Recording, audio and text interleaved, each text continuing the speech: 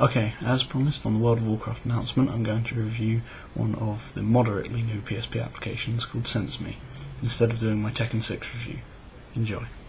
Alright, first I'd just like you to know that SensMe is an application that only works on official firmware 6.10 PSPs. To know if you've got the right firmware, just check this in System Settings, System Information. Alright, you can see once you've put SensMe onto your PSP, I'll give some links in the description so you can download it. You'll get this new SensMe channel, which will show up just under Music. Once you've put all the folders into your PSP in the right place, you can open it.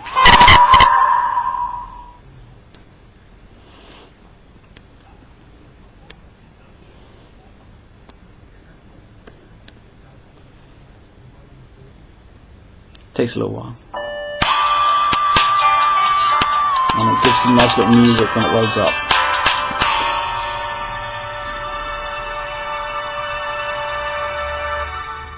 Alright, as soon as the application starts, it's going to play some of my music. As you can see, it's playing Traffic Jam from the Halo 3 ODST album. I'm going to start by talking about the functions, the music player functions of the application. Pretty much, it's very basic. You just move along to go to your favourite songs, circle to play them, or whatever your enter button is. Mine's circle, obviously, and it's pretty basic, but it looks quite nice. And to check your playlists, which I'm not going to make a video for because it's long and complicated, but you'll find some on YouTube. You can check your playlists in here. I'll just stop the music.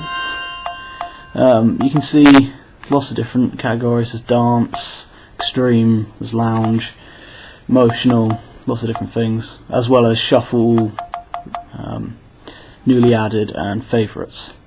I've added a song to my favourites. How you do this is, whilst you're browsing through your music, you just press up on the D-pad. So let's choose No Stone Unturned, add it to favourites.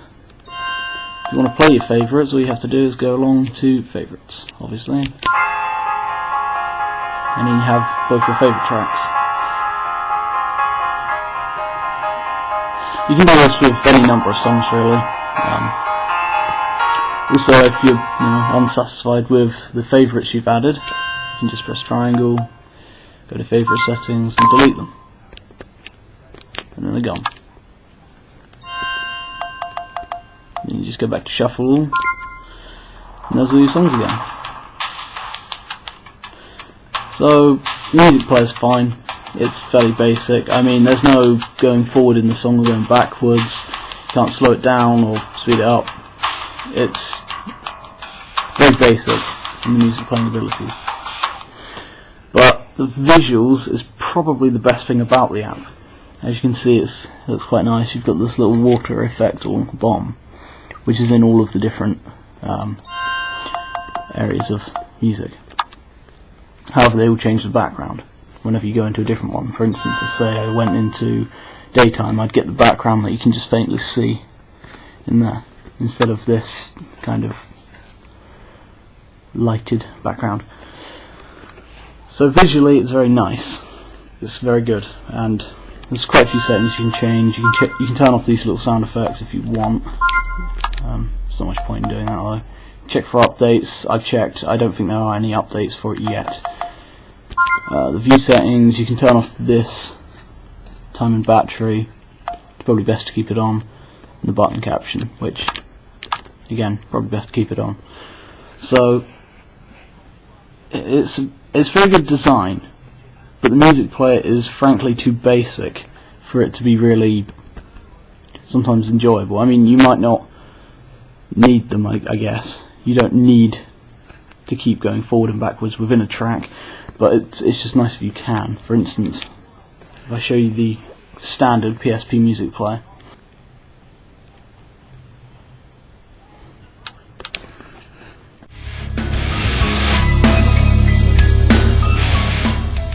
has a lot of other visuals apart from just one, and also has nice functions of being able to skip parts of songs at different speeds or go back. So technically the standard music player on the PSP is actually better than SensMe.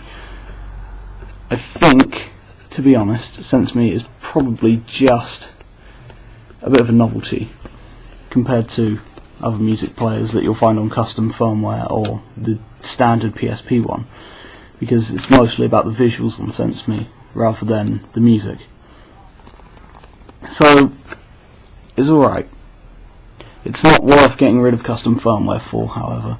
It's just a nice little thing to have if you use official firmware.